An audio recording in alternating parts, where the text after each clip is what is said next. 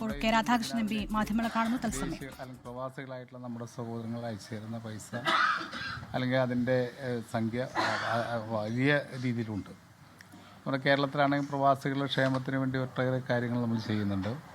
അപ്പോൾ ആ പ്രവാസി ക്ഷേമ കാര്യത്തിന് വേണ്ടി കുറേയധികം ഫണ്ട് കേന്ദ്ര ഗവൺമെൻറ് നൽകണമെന്ന് നമ്മൾ ആവശ്യപ്പെട്ടെങ്കിലും അവിടെയും മുഖം തിരിച്ചു നിൽക്കുന്ന സമീപനമാണ് സ്വീകരിക്കുന്നത്. പിന്നീട് പറയുന്ന ഒട്ടേറെ പദ്ധതികളുണ്ട്. ആ പദ്ധതികളൊക്കെ നടപ്പിലായെങ്കിൽ കിട്ടിയെങ്കിൽ നടപ്പിലാക്കാം എന്നുള്ള രീതിയിലാണ് പറയുന്നത്. അതിലേറ്റവും കൂടുതൽ സാധ്യതയുള്ള കേരളത്തിന് സാധ്യതയുള്ള ഒരു മേഖലയാണ് നമ്മുടെ ആയുർവേദ മേഖല. ആയുർവേദ രംഗത്ത് എന്തെങ്കിലും ചെയ്യും എന്നുള്ളത് ഈ ബഡ്ജറ്റിൽ പറയുന്നുണ്ട്.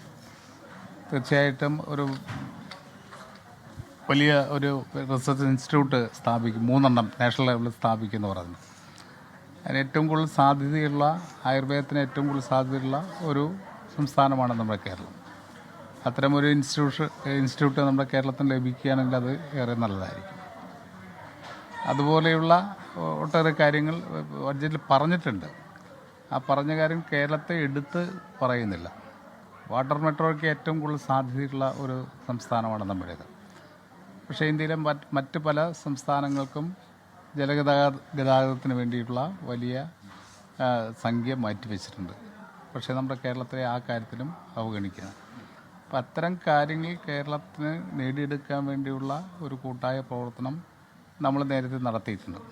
കേരളത്തിൻ്റെ ആവശ്യങ്ങൾക്ക് വേണ്ടിയുള്ള ഒട്ടേറെ ഇടപെടൽ കക്ഷി രാഷ്ട്രീയത്തിന് അതീതമായിട്ട് തന്നെ നടത്തിയിട്ടുണ്ട്. അതുകൊണ്ടൊന്നും കേന്ദ്ര ഗവൺമെൻറ്റിൻ്റെ നിലപാടിൽ യാതൊരു മാറ്റവും വരുത്തുന്നില്ല എന്നാണ് നമ്മുടെ ഈ ബഡ്ജറ്റിലൂടെ നമുക്ക് കാണാൻ കഴിയുന്നത്. തീർച്ചയായിട്ടും ഇനി ബഡ്ജറ്റ് അവതരിപ്പിച്ചിട്ടുണ്ട്, ബഡ്ജറ്റിന് ഡിസ്കഷനുണ്ട്, മറുപടിയുണ്ട്. ആ സന്ദർഭത്തിലെല്ലാം നമ്മുടെ കേരളത്തിൻ്റെ താല്പര്യങ്ങൾക്ക് വേണ്ടി കൂട്ടായി നിന്ന് പോരാടാൻ വേണ്ടി തയ്യാറാകും എന്നാണ് സംബന്ധിച്ച് പറയാനുള്ളത്.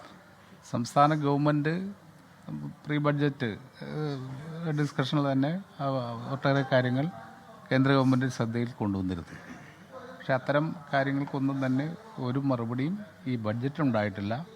ഈ ബഡ്ജറ്റ് ഡോക്യുമെൻ്റ് ഡീറ്റെയിൽ ആയിട്ട് പരിശോധിക്കുമ്പോൾ അതിലെന്തെങ്കിലും ഉണ്ടോ എന്നുള്ളതും നമുക്ക് നോക്കി കണ്ടെത്തേണ്ടതാണ്. എന്തായാലും ഇപ്പോഴത്തെ സിറ്റുവേഷനിൽ നമുക്ക് വലിയ രീതിയിലുള്ള തിരിച്ചടിയാണ് ഉണ്ടായിരിക്കുന്നത് എന്നുള്ളത് കാണാൻ വേണ്ടി കഴിയും.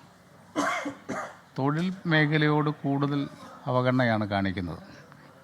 കാരണം വീണ്ടും തൊഴിൽ കോഡ് അതിൻ്റെ പരിഷ്കാരവും അതിൻ്റെ നടപടിയുമായിട്ട് മുന്നോട്ട് പോകുമെന്നുള്ള ഒരു സൂചന ഈ ബഡ്ജറ്റിൽ വെച്ചിട്ടുണ്ട്. പറയാൻ കോടിക്കണക്കിന് തൊഴിലാളികൾ പൊതുവെ കേരളത്തെ അവഗണിക്കുന്ന ബജറ്റ് എന്ന് തന്നെയാണ് പ്രതികരിക്കുന്നത് കെ രാധാകൃഷ്ണൻ എം പി.